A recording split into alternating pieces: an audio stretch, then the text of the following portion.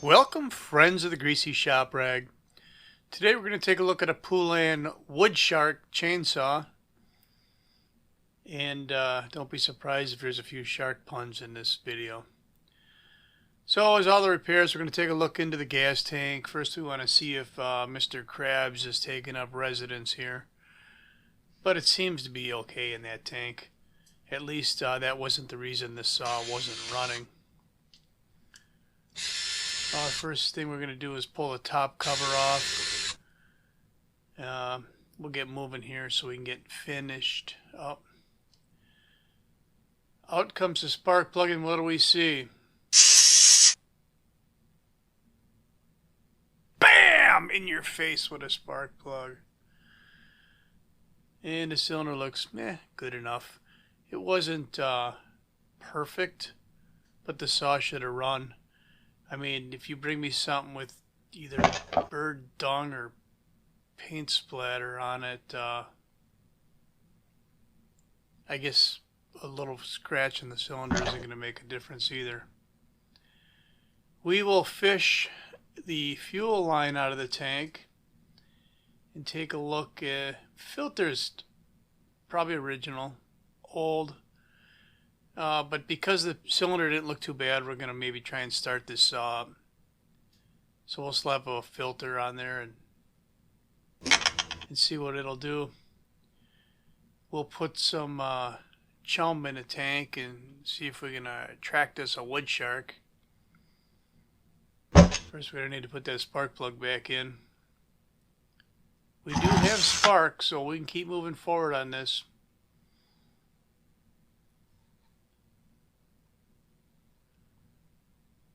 So we want to torque this down, you don't want to just be willy-nilly cranking on them.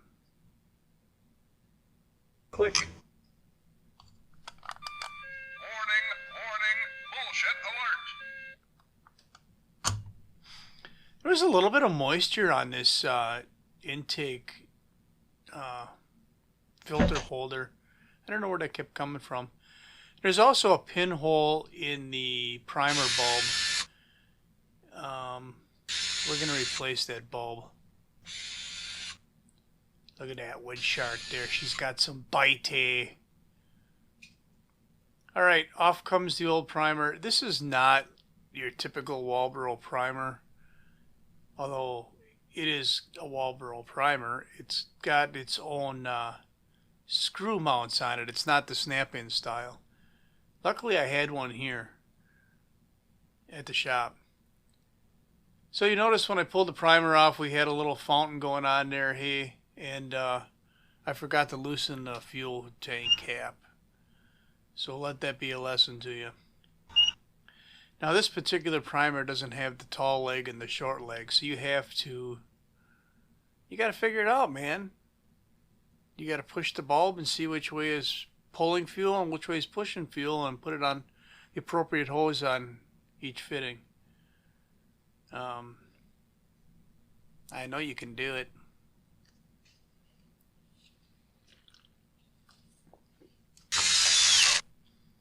Alright, we got our starter cover back on, dang near. We're going to try and start this bad boy, see if she's got some bite,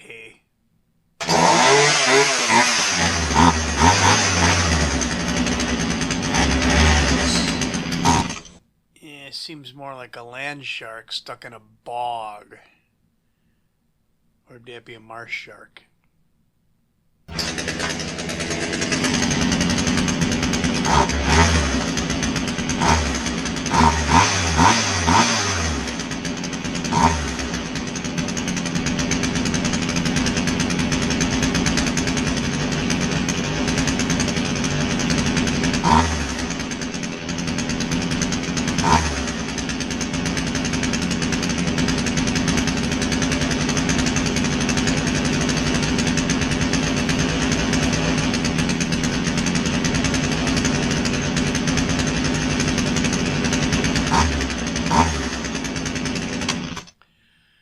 Okay.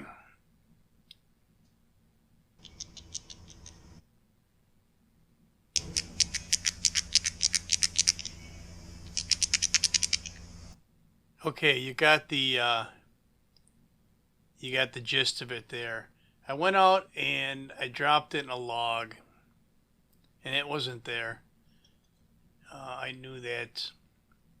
I had to open up the carburetor.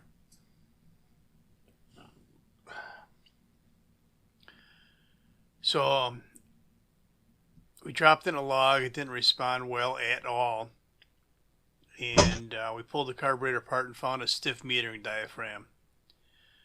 So if we're going to pull the carb apart, we're going to go through everything. It'll get new fuel lines.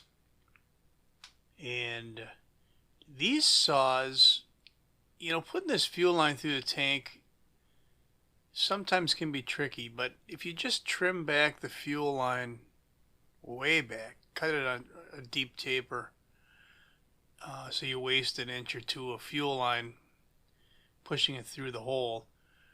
But by doing that, you expose enough fuel line in the tank that you can grab it and pull it through. And then once it's through there, you just cut off that excess that you were trimming on. That seems to work pretty good for me. Now on some of these, I even drill that damn hole out and go to the next size bigger fuel line. Not always because it's easier to install the line, but sometimes I don't have the right size fuel line for them smaller holes in there.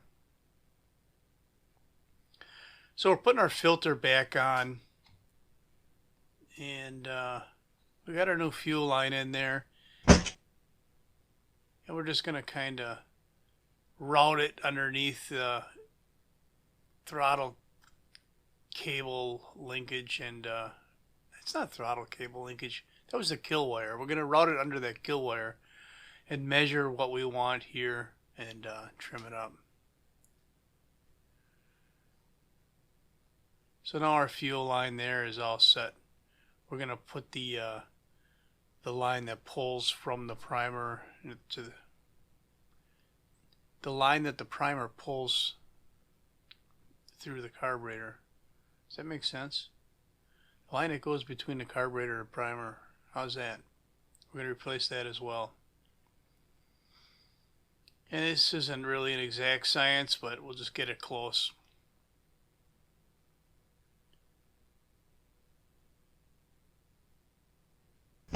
And it's not that big a deal. We'll just push it on the back of the primer.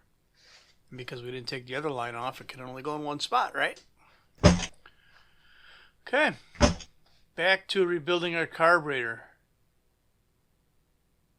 Done. I wonder if I could go for a double. That was bullshit. Alright.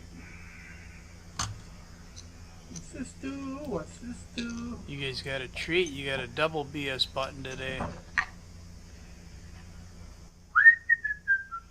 This goes this way. This must go over here somewhere. Stick this on there. Okay, back together it goes. Carburetor slides back over the carb studs. We will get the fuel line put on this side. Right there.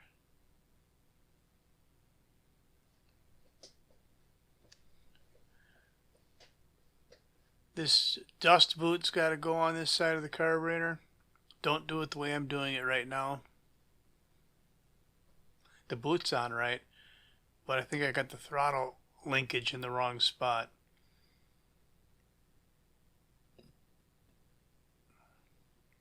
So actually the throttle linkage will go, I don't know if I edited this out or not, but the throttle linkage will go underneath that boot.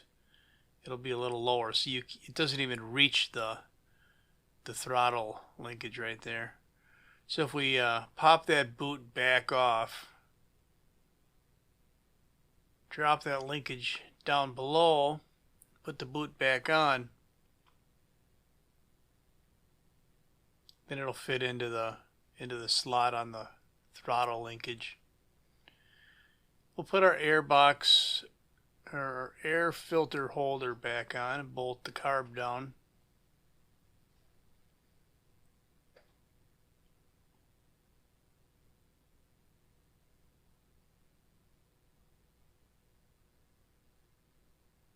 Voila. Little function check on the linkage and the choke and the kill switch and all that good stuff. I really don't care for the fast idle feature on these, but it is what it is, right?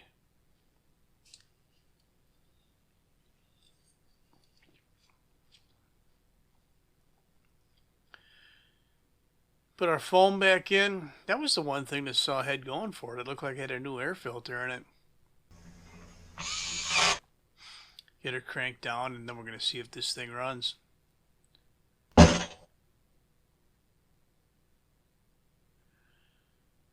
So that's all I got for you today on the Poulan Wood Shark tune-up. Thanks for watching. Later.